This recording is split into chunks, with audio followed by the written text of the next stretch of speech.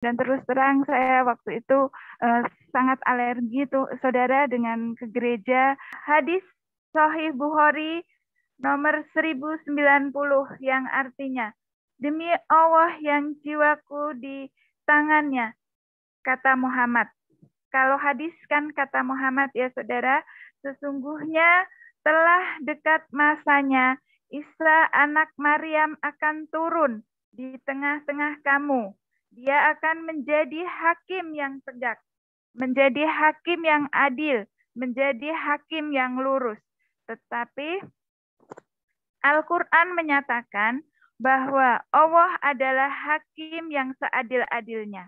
Kita renungkan Nabi Muhammad sendiri mengakui bahwa Isa Al-Masih adalah hakim yang adil, saudara. Bahwa eh, ke gereja itu haram buat kami, saudara. Sangat fanatik terus terang dengan gereja, saudara. Keselamatan itu pasti, bukan mudah-mudahan. Di situ saya mulai tersentak, saudara. Saya mulai berpikir, kok bisa ya teman saya pasti, sedangkan Allah saya menjanjikan insya Allah dengan berbuat amal baik kita akan masuk surga.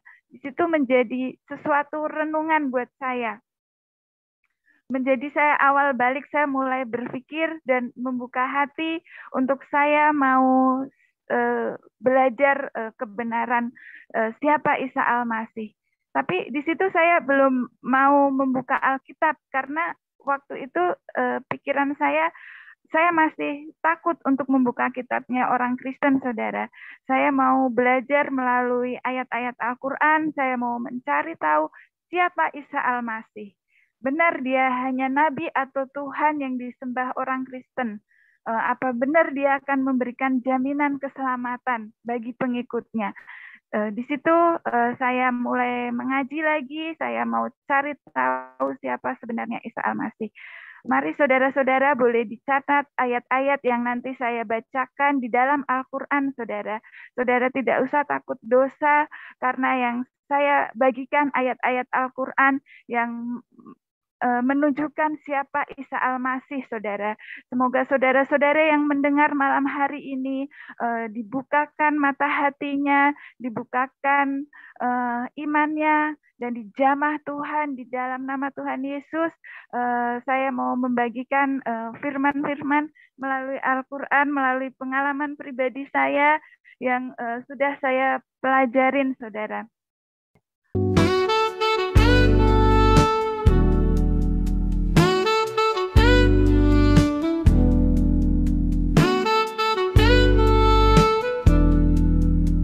Quran Surat Al-Imran 3 ayat 45, saudara.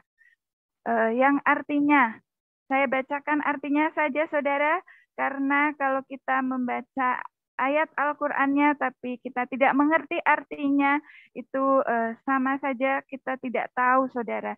Jadi saya akan bacakan artinya. Saudara boleh catat di Al-Imran 3 ayat 45.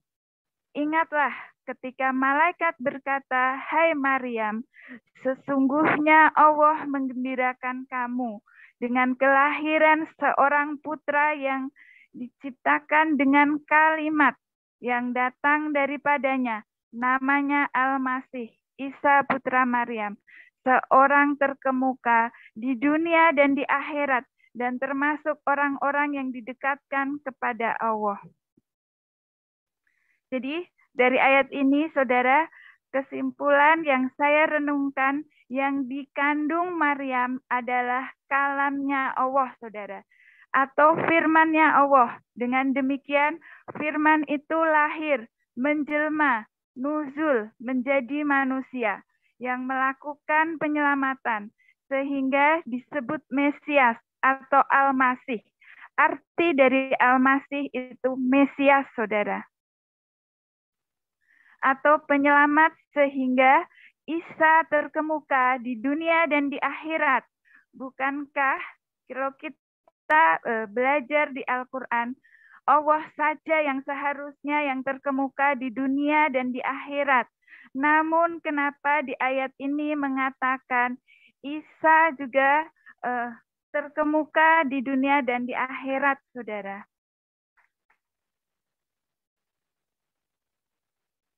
Dan jawabannya lagi saudara ada pada QS An-Nisa 4 ayat 171 saudara. Sesungguhnya Al-Masih Isa putra Maryam itu adalah utusan Allah dan kalimatnya yang disampaikan kepada Maryam dan roh darinya. Kesimpulannya, utusan Allah di sini adalah firman yang menjadi manusia, yang melakukan karya penyelamatan.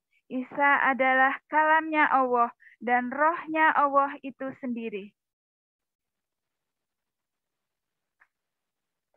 Saya terus belajar, saudara. Saya seperti haus, tapi saya karena latar belakang saya dari Muslim, saya belajar, saya baca hadisnya, saya baca Al-Quran, tapi terjemahnya saya juga baca, saudara. Kita lanjut lagi, kita belajar tentang Isa Al-Masih malam hari ini. Isa Al-Masih itu kalamnya Allah, rohnya Allah, dan didukung di dalam hadis Sahih Bukhari 1496 dan hadis Anas bin Malik halaman 72. Kita belajar lagi dari Al-Quran di Quran surat Maryam 19 ayat 19. Isa Al-Masih seorang anak laki-laki yang suci, saudara. Di Quran surat Maryam 19:21, Isa Al-Masih sebagai tanda bagi manusia dan rahmat dari Tuhan. Quran surat Al-Imran 3:46. Quran surat Al-Maidah 5 ayat 19, ayat 20, ayat 110. Isa Al-Masih semasa dalam buayan dan ayunan sudah bisa berbicara dengan manusia. Quran surat Maryam 19:31. Isa Al-Masih seorang yang diberkati Allah di mana saja berada. Quran surat Al-Imran 3:49. Quran surat Al-Maidah 5 ayat 110. Isa Al-Masih membuat burung, menyembuhkan orang buta sejak lahir, menyembuhkan penyakit kusta, dan menghidupkan orang mati. Sungguh luar biasa ya, saudara.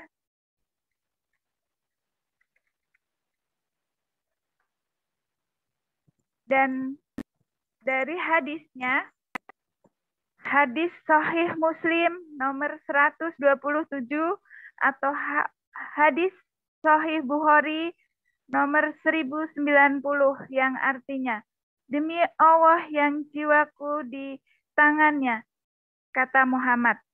Kalau hadis kan kata Muhammad ya saudara, sesungguhnya telah dekat masanya Isa anak Maryam akan turun di tengah-tengah kamu.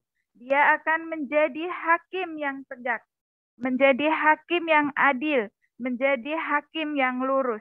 Tetapi Al-Quran menyatakan bahwa Allah adalah hakim yang seadil-adilnya. Kita renungkan Nabi Muhammad sendiri mengakui bahwa Isa Al-Masih adalah hakim yang adil, saudara. Nabi Muhammad mengakui Isa Al-Masih adalah hakim yang lurus. Jadi kesimpulan saya, mengapa Isa Al-Masih disaksikan oleh Al-Quran maupun Kanjeng Nabi Muhammad sebagai hakim yang seadil-adilnya. Dengan demikian, kalau kita renungkan, tidak ada nabi ataupun rasul yang dinyatakan oleh Al-Quran ataupun oleh Kanjeng Nabi sebagai hakim yang seadil-adilnya, kecuali Isa Al-Masih.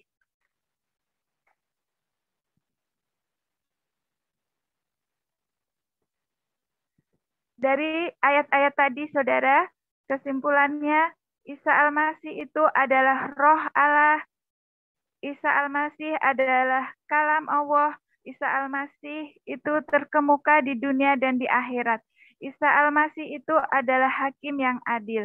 Isa Al-Masih itu mengetahui hari kiamat. Walaupun sudah jelas, saudara, di dalam Al-Quran ayat ayat yang menceritakan siapa Isa Al-Masih. Dan di hadis-hadis yang saya bagikan, waktu itu saudara, sampai satu malam saudara, di tengah pergumulan saya, siapakah sebenarnya Isa Al-Masih? Meskipun saya sudah membacanya saudara, tapi yang namanya keimanan itu tidak semudah membalikkan telapak tangan saudara. Kalau bukan Tuhan sendiri yang memilih dan menjamah saudara. Uh, Seperti firman Tuhan bilang, bukan kamu yang memilih aku, tapi aku yang memilih kamu, kata Tuhan. Sampai suatu malam, saudara, di tengah pergumulan saya, pergolakan saya, mencari juru selamat, saudara. Semenjak saya ditanya oleh teman saya, kemana setelah kamu meninggal? Di situ karena saya mengalami, saya ditinggal ibu saya, ditinggal kakek saya, ditinggal nenek saya berpikir kemana setelah saya meninggal, saudara. Karena di dunia ini kita tidak harus tua untuk meninggal, saudara. Apalagi hari-hari ini, saudara.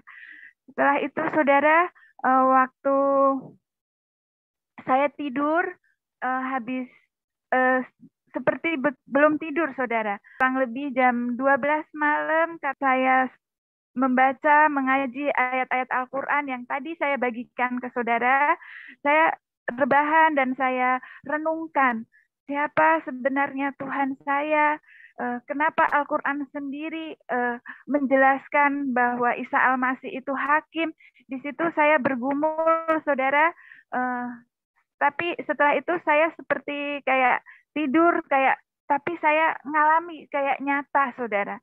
Di situ tiba-tiba, saudara, tengah malam seperti ada sosok yang tinggi, yang menakutkan sekali, saudara.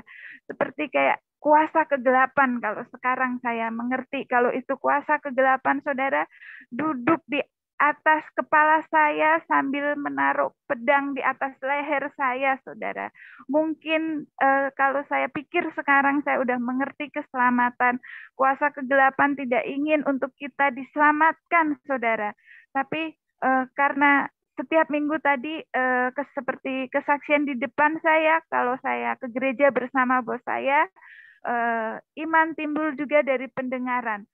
Saya sering mendengar hamba-hamba Tuhan mengatakan nama Yesus itu berkuasa. Waktu malam kejadian itu, saudara, badan saya gemetar dan saya tidak bisa bangun. Saya mau ngomong, mau baca bismillah, mau baca Al-Fatihah, mau baca ayat kursi.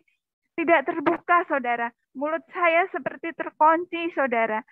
Setelah itu, mengapa tiba-tiba yang keluar dari mulut saya, Yesus, tolong saya, Yesus.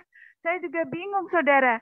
Setelah itu, yang hawa gelap tadi, saudara, awalnya kan kamarnya seperti gelap, saudara. Hilang seketika. Waktu saya panggil, Yesus, tolong saya. Itu sosok besar yang di atas kepala saya, yang menaruh pedang di leher saya, saudara. Itu hilang seketika, saudara. Dan menjadi terang, kamarnya terang, seterang-terangnya yang saya tidak pernah lihat. Ada seperti terang berkilau di kamar itu, saudara. Di situ saya seperti terlepas, seperti mengalami kayak kelepasan begitu, saudara. Di situ terus saya duduk, saya menangis. Oh Tuhan, ternyata Kau benar Tuhan, Kau telah menyelamatkanku. Terima kasih Tuhan Yesus, terima kasih. Terima kasih Tuhan, Kau menolongku di situ. Saya pertama kali mengalami siapa itu Tuhan Yesus, saudara. Seumur-umur sehidup saya, saudara, karena saya dari latar belakang Muslim. Dan setelah itu, saudara, saya semakin yakin bahwa Isa Al-Masih itu Tuhan. Isa Al-Masih itu juru selamat manusia. Setelah itu saya sampaikan kepada teman saya dengan apa yang saya alami dan saya berkomitmen dan saya mau untuk dibaptis, saudara. Dia pernah bekerja di Singapura sebagai TKW dan dia mengalami Tuhan yang secara pribadi, mengalami Tuhan Yesus secara pribadi, saudara. Setelah itu dia sempat sharing-sharing dengan saya, menceritakan bahwa Isa Al-Masih itu Tuhan dan Juru Selamat. Tapi saya tidak merespon, saudara, karena waktu itu saya belum tergerak dan belum merasakan jamahan Tuhan, saudara, dari Muslim, dan Muslim cukup taat ya. Dan saya asli Demak, Kota Wali, dan terus terang saya waktu itu sangat alergi tuh, saudara, dengan ke gereja, karena dari kecil, saudara, saya dididik dari ajaran kami untuk kami itu tidak ke gereja, bahwa eh, ke gereja itu haram buat kami, saudara. Dan kami sangat fanatik terus terang dengan gereja, saudara. Karena saya pikir masuk ke dalam gereja adalah sebuah dosa, saudara. Karena iman saya kan sebelumnya Muslim, dan eh, haram buat saya untuk masuk gereja. Di situ saya terus berdoa, saya terus baca surat Al-Fatihah, saya baca surat Yasin, saya berdoa terus di dalam hati saya, ampuni saya ya Allah, ampuni saya cuma bekerja. Pujian pertama, kedua, saya sebetulnya sudah merasakan sesuatu, saudara. Saya merasa ngegolak seperti di hati itu ada sesuatu jamahan yang saya tidak mengerti dan saya tidak pernah merasakan sebelumnya. Setelah itu, saudara, eh, terus mereka lagi berdoa, memuji, menyembah Tuhan. Di situ saya semakin merasa jamahan Tuhan. Tapi waktu itu saya tidak mengerti kenapa tiba-tiba badan saya itu merasa kayak ada aliran listrik seperti tersetum dari kesetrum, saudara, dari kepala, tangan, badan saya merasa getaran yang luar biasa. Saya tidak mengerti. Karena itu pengalaman rohani pertama kali, saudara. Saya bingung kenapa ini badan saya, kenapa hati saya pun ngegolak, kenapa. Dan setelah itu air mata mengalir, saudara. Saya menangis sampai saya gak mengerti kenapa air mata tidak bisa berhenti. Saya menangis, saya kenapa ini kok saya mengalami sesuatu yang tidak pernah saya alami sebelumnya, saudara. Ada rasa damai, ada sukacita yang sulit diungkapkan, saudara. Setiap minggu saya ke gereja, dan setiap minggu saya merasakan hadirat Tuhan, jamahan Tuhan. Tapi waktu itu saya tidak mengerti, saudara. Nah, beliau juga dari latar belakang Muslim. Kami sering-sering menggunakan Al-Quran, saudara. Karena waktu itu saya tidak berani membuka Alkitab, saudara. Awalnya saya sangat mengeraskan hati, saudara.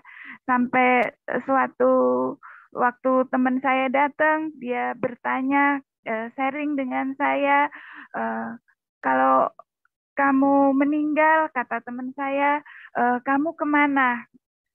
Saya jawab, insya Allah saya ke surga. Di situ teman saya menjawab, kalau saya yakin ke surga. Di situ saya jawab lagi, kok kamu sombong, kata saya. Surga itu urusan Allah, kata saya. Dia menjawab lagi, saudara, teman saya, dia bilang, karena Tuhan saya tidak memberi janji yang mudah-mudahan. Tuhan saya memberikan janji dan kepastian keselamatan, kata dia. Karena di dalam Tuhan saya, Tuhan Yesus Isa Al-Masih.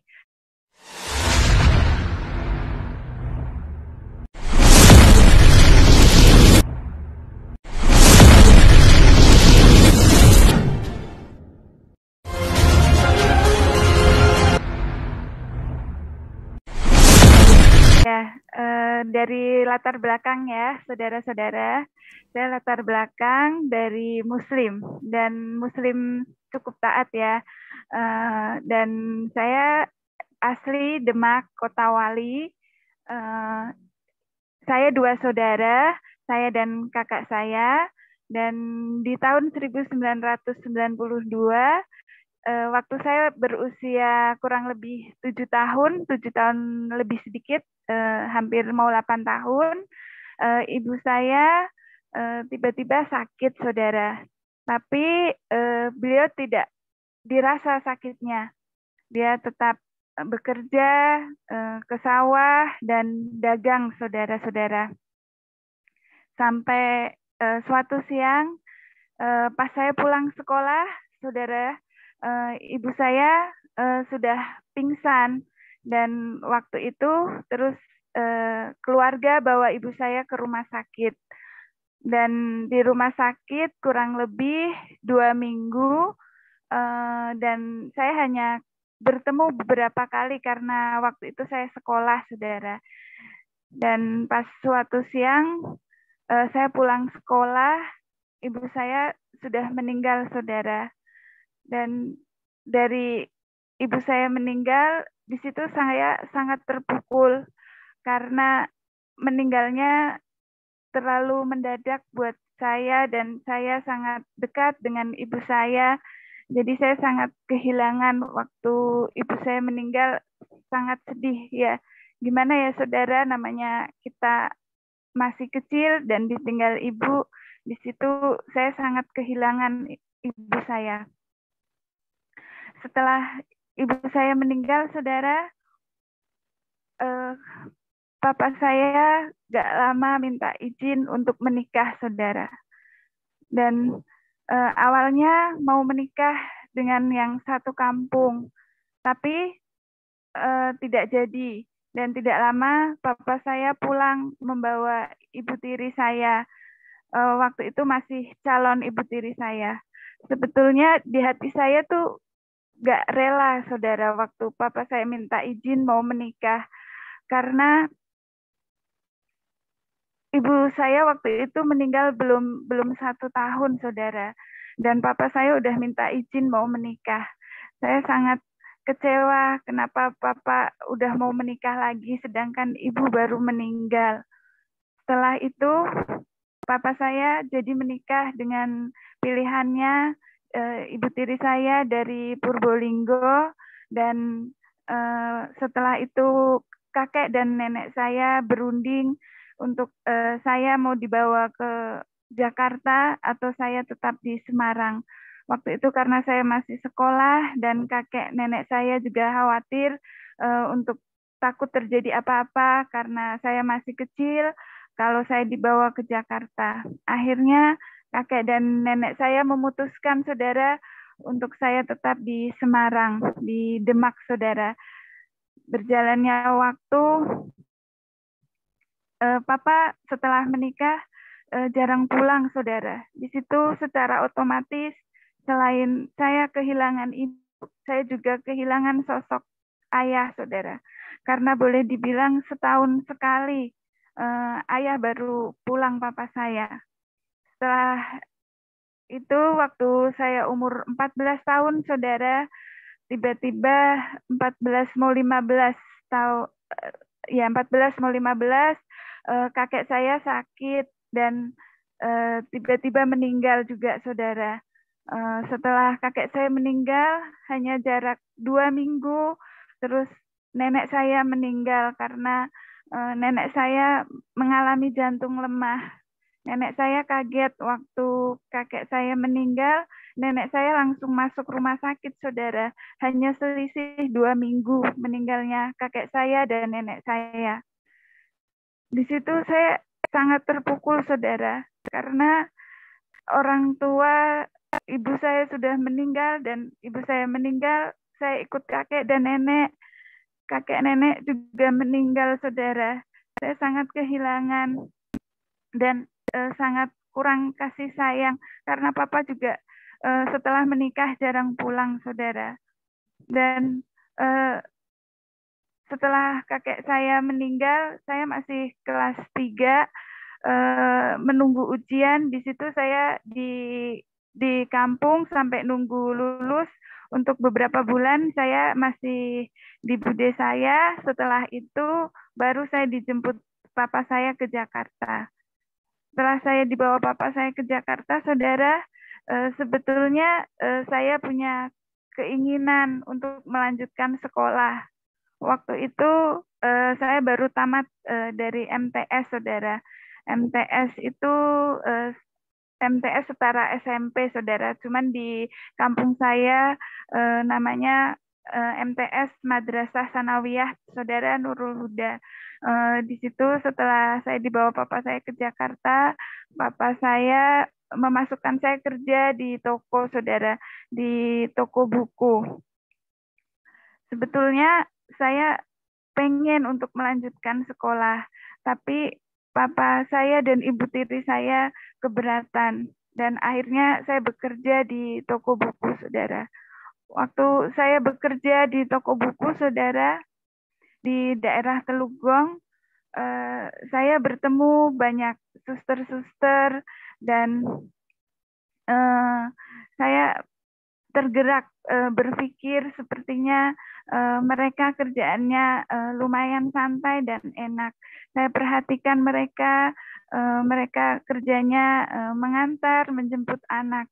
Mereka sering di tempat di toko saya itu tersedia ada wartel waktu zaman dulu. Akhirnya saya ngobrol-ngobrol dengan salah satu suster. Mereka bercerita bahwa ada yayasan di daerah Kelapa Gading yang bisa untuk kita bekerja sebagai suster dan melanjutkan sekolah. Di situ saya semakin mantap, semakin yakin untuk niat saya untuk masuk ke suster dan untuk melanjutkan sekolah, saudara. Karena sebetulnya saya rindu untuk melanjutkan sekolah lagi, saudara. Singkat cerita, setelah saya masuk ke yayasan, saya 3 bulan pendidikan, saudara. Saya mengambil jurusan baby untuk merawat baby yang baru lahir, saudara. Di situ setelah saya lulus pendidikan, saya bekerja di majikan yang pertama kurang lebih 1 tahun, saudara.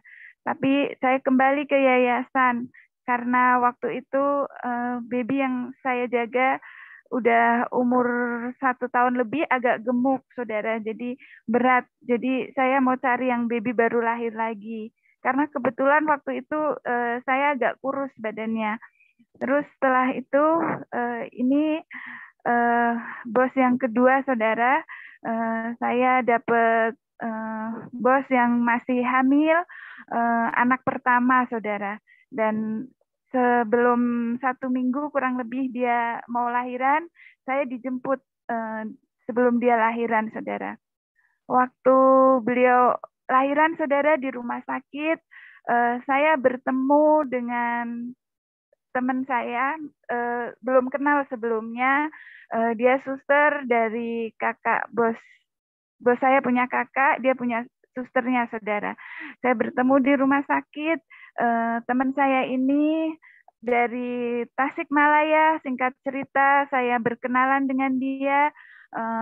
Dia pernah bekerja di Singapura sebagai TKW dan dia mengalami Tuhan yang secara pribadi, mengalami Tuhan Yesus secara pribadi, saudara. Setelah itu dia sempat sharing-sharing dengan saya, menceritakan bahwa Isa Al-Masih itu Tuhan dan Juru Selamat. Tapi saya tidak merespon, saudara, karena waktu itu saya belum tergerak dan belum belum merasakan jamahan Tuhan, saudara. Singkat cerita, babynya dibawa pulang dan waktu setelah babynya 1 bulan, saudara, pada waktu hari Minggu, Minggu pagi, bos saya memanggil saya, saudara. Dia Sus, tolong siap-siap, kita mau ke gereja, katanya. Di situ saya kaget, saudara, ke gereja. Saya pikir seumur-umur saya belum pernah ke gereja, saudara. Terus saya bilang, apa babynya nggak di rumah aja, Pak? Waktu itu kan baru umur 1 bulan, saudara. Jadi saya berusaha untuk menolak, saudara. karena terus terang seumur-umur saya belum pernah ke gereja seumur hidup saya, saudara, dan terus terang saya waktu itu sangat alergi tuh, saudara, dengan ke gereja karena dari kecil, saudara, saya dididik dari ajaran kami untuk kami itu tidak ke gereja, bahwa eh, ke gereja itu haram buat kami, saudara. Dan kami sangat fanatik terus terang dengan gereja, saudara. Setelah itu, karena saya bekerja, saya tidak berani untuk menolak, saudara. Jadi akhirnya saya pergi bersama bos saya ke gereja. Waktu nyampe di depan gereja, saudara, saya sudah gemeteran, saudara. Saya takut, saya merasa bersalah dan berdosa sama Allah saya. Saya takut dosa waktu itu, saudara, karena saya pikir masuk ke dalam gereja adalah sebuah dosa, saudara, karena iman saya kan sebelumnya Muslim dan eh, haram buat saya untuk masuk gereja. Di situ saya terus berdoa, saya terus baca surat Al-Fatihah, saya baca surat Yasin, saya berdoa terus di dalam hati saya, ampuni saya ya Allah, ampuni saya cuma bekerja. Setelah itu bos saya memanggil saya, Sus, masuk, gak apa-apa, katanya. Dengan terpaksa dan dengan berat hati, saudara, saya masuk ke dalam gereja itu. Setelah di dalam gereja, saudara, waktu pujian penyembahan dinaikkan, saudara, saya lagi ngasih babynya susu waktu itu, saudara. Setelah babynya minum susu, babynya tidur. Waktu pujian pertama, kedua, saya sebetulnya sudah merasakan sesuatu, saudara. Saya merasa ngegolak seperti di hati itu ada sesuatu jamahan yang saya tidak mengerti dan saya tidak pernah merasakan sebelumnya. Setelah itu, saudara, uh, terus mereka lagi berdoa, memuji, menyembah Tuhan. Di situ saya semakin merasa jamahan Tuhan. Tapi waktu itu saya tidak mengerti kenapa tiba-tiba badan saya itu merasa kayak ada aliran listrik seperti tersetum dari kesetrum, saudara, dari kepala, tangan, badan saya merasa getaran yang luar biasa. Saya tidak mengerti karena itu pengalaman rohani pertama kali, saudara. Saya bingung kenapa ini badan saya, kenapa hati saya pun ngegolak, kenapa. Dan setelah itu air mata mengalir, saudara. Saya menangis sampai saya gak mengerti kenapa air mata tidak bisa berhenti. Saya menangis, saya kenapa ini kok saya mengalami sesuatu yang tidak pernah saya alami sebelumnya, saudara. Ada rasa damai, ada sukacita yang sulit diungkapkan, saudara. Sampai semua beberapa teman bos saya juga bertanya, kamu kenapa, Sus? Kamu kenapa? Saya hanya menjawab, tidak apa-apa, Bu, tidak apa-apa, Pak. Setelah itu bos saya juga bertanya, kamu kenapa, Sus? Saya hanya menjawab, saya tidak apa-apa, Bu. Setelah itu, saudara, eh, setiap minggu saya ke gereja bersama bos saya, dan setiap minggu saya merasakan hadirat Tuhan, jamahan Tuhan. Tapi waktu itu saya tidak mengerti, saudara. Setiap hari Minggu saya mengalami hal seperti itu, saudara. Sampai suatu hari teman saya yang tadi ketemu di rumah sakit datang ke rumah karena dia bekerja di kakaknya bos saya, dia datang ke rumah bos saya, dia ada sharing-sharing firman, saudara, tentang Isa Al-Masih, saudara. Di situ karena beliau juga dari latar belakang Muslim, kami sharing-sharing menggunakan Al-Quran, saudara. Karena waktu itu saya tidak berani membuka Alkitab, saudara. Awalnya saya sangat mengeraskan hati, saudara. Sampai suatu waktu teman saya datang, dia bertanya, sharing dengan saya, Kalau kamu meninggal, kata teman saya, kamu kemana? Saya jawab, insya Allah saya ke surga. Di situ teman saya menjawab, kalau saya yakin ke surga. Di situ saya jawab lagi, kok kamu sombong, kata saya. Surga itu urusan Allah, kata saya. Eh, Dia menjawab lagi, saudara teman saya, dia bilang, karena Tuhan saya tidak memberi janji yang mudah-mudahan.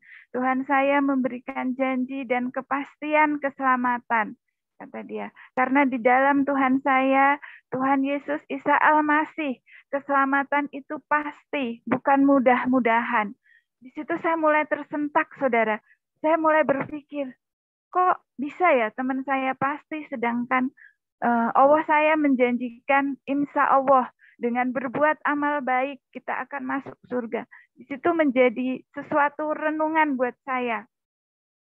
Menjadi saya awal balik, saya mulai berpikir dan membuka hati untuk saya mau belajar kebenaran siapa Isa Al-Masih. Tapi di situ saya belum mau membuka Alkitab karena waktu itu pikiran saya masih takut untuk membuka kitabnya orang Kristen, saudara. Saya mau belajar melalui ayat-ayat Al-Quran, saya mau mencari tahu siapa Isa Al-Masih. Benar dia hanya nabi atau Tuhan yang disembah orang Kristen? Apa benar dia akan memberikan jaminan keselamatan bagi pengikutnya? Di situ saya mulai mengaji lagi, saya mau cari tahu siapa sebenarnya Isa Al-Masih. Mari saudara-saudara boleh dicatat ayat-ayat yang nanti saya bacakan di dalam Al-Quran, saudara. Saudara tidak usah takut dosa, karena yang saya bagikan ayat-ayat Al-Quran yang menunjukkan siapa Isa Al-Masih, saudara. Semoga saudara-saudara yang mendengar malam hari ini dibukakan mata hatinya, dibukakan imannya, dan dijamah Tuhan di dalam nama Tuhan Yesus. Saya mau membagikan firman-firman melalui Al-Quran, melalui pengalaman pribadi saya yang sudah saya pelajarin, saudara.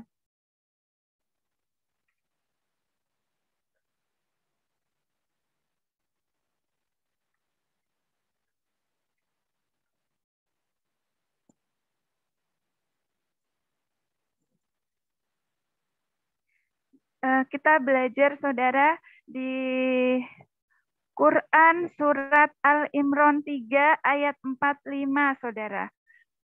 Yang artinya, saya bacakan artinya saja, saudara, karena kalau kita membaca ayat Al-Qur'annya tapi kita tidak mengerti artinya, itu sama saja kita tidak tahu, saudara.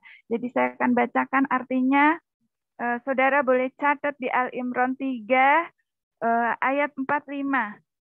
Ingatlah ketika malaikat berkata, "Hai Maryam, sesungguhnya Allah menggembirakan kamu dengan kelahiran seorang putra yang diciptakan dengan kalimat yang datang daripadanya, namanya Al-Masih, Isa putra Maryam, seorang terkemuka di dunia dan di akhirat, dan termasuk orang-orang yang didekatkan kepada Allah." Jadi dari ayat ini, saudara, kesimpulan yang saya renungkan, yang dikandung Maryam adalah kalamnya Allah, saudara, atau firmannya Allah. Dengan demikian, firman itu lahir, menjelma, nuzul, menjadi manusia yang melakukan penyelamatan, sehingga disebut Mesias atau Al-Masih. Arti dari Al-Masih itu Mesias, saudara, atau penyelamat, sehingga Isa terkemuka di dunia dan di akhirat. Bukankah kalau kita belajar di Al-Quran, Allah saja yang seharusnya yang terkemuka di dunia dan di akhirat. Namun kenapa di ayat ini mengatakan Isa juga terkemuka di dunia dan di akhirat, saudara?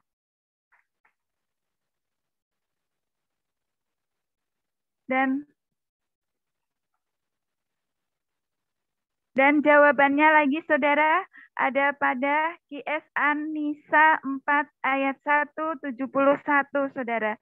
Sesungguhnya Al-Masih Isa putra Maryam itu adalah utusan Allah dan kalimatnya yang disampaikan kepada Maryam dan roh darinya. Kesimpulannya, utusan Allah di sini adalah firman yang menjadi manusia, yang melakukan karya penyelamatan. Isa adalah kalamnya Allah dan rohnya Allah itu sendiri. Saya terus belajar, Saudara. Saya seperti haus, tapi saya karena latar belakang saya dari Muslim, saya belajar, saya baca hadisnya, saya baca Al-Quran, tapi terjemahnya saya juga baca, Saudara. Kita lanjut lagi, kita belajar tentang Isa Al-Masih malam hari ini. Isa Al-Masih itu kalamnya Allah, rohnya Allah, dan didukung di dalam hadis Sahih Bukhari 1496 dan hadis Anas bin Malik halaman 72. Kita belajar lagi dari Al-Quran di Quran surat Maryam 19 ayat 19. Isa Al-Masih seorang anak laki-laki yang suci, Saudara. Di Quran surat Maryam 19:21, Isa Al-Masih sebagai tanda bagi manusia dan rahmat dari Tuhan. Quran surat Al-Imran 3:46. Quran surat Al-Maidah 5 ayat 19, ayat 20, ayat 110. Isa Al-Masih semasa dalam buayan dan ayunan sudah bisa berbicara dengan manusia. Quran surat Maryam 19:31. Isa Al-Masih seorang yang diberkati Allah di mana saja berada. Quran surat Al-Imran 3:49. Quran surat Al-Maidah 5 ayat 110. Isa Al-Masih membuat burung, menyembuhkan orang buta sejak lahir, menyembuhkan penyakit kusta, dan menghidupkan orang mati. Sungguh luar biasa ya, Saudara.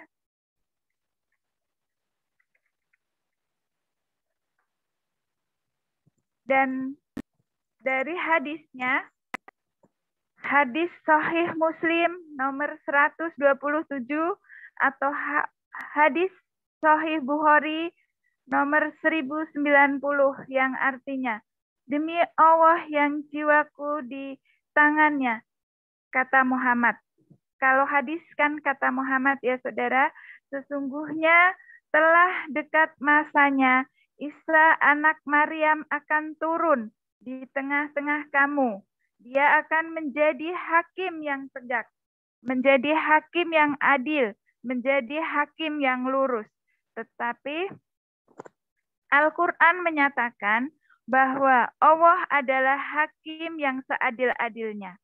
Kita renungkan Nabi Muhammad sendiri mengakui bahwa Isa Al-Masih adalah hakim yang adil, Saudara. Nabi Muhammad Saudaraku, mengakui kebenaran ini tidak dapat lagi dibantah oleh siapapun. Walaupun seorang kiai, seorang ustadz, atau seorang pendakwa yang kondang sekalipun, tidak mampu membantah data-data yang disampaikan oleh pesaksi ini. Itu sebabnya mengapa pesaksi ini bisa percaya kepada Yesus Kristus, karena kebenaran yang ia pahami, kebenaran yang bersumber dari kitab sucinya. Kitab suci itu secara gamblang, secara tegas, tanpa ambigu, ya, kecuali kita menerjemahkannya. Ada banyak orang yang memang menerjemahkan kitab suci itu, ayat-ayat itu secara ambigu, sehingga membuat para seakan-akan dia tidak, ayat-ayat itu tidak berbicara, atau rujukan-rujukan ayat tersebut tidak berbicara mengenai Yesus Kristus. Namun wanita pesaksi ini telah membongkar semua itu.